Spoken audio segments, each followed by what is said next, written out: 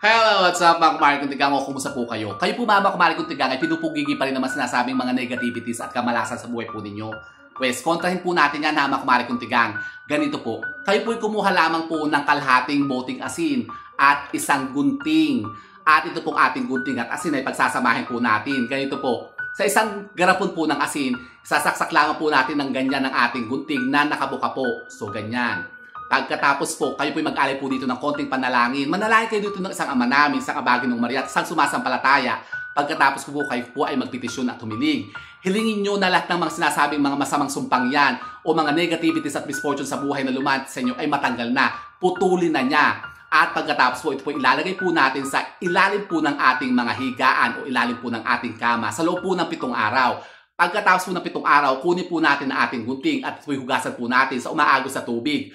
Ang ating ng pong asin ay tatapon po natin sa ating mga inodoro at busan po natin yan ng tubig para maanod na ang mga sinasabing mga negativities na yan na lumanit na sa buhay po ninyo. O, ganun lang po ha mga kumari kong tigang, subukan nyo po ito, hindi nyo subukan nyo para malaman nyo po kung ano po maaaring maidulot itong pagbabago sa mga buhay ninyo. O, siya, go mga kumari kong tigang.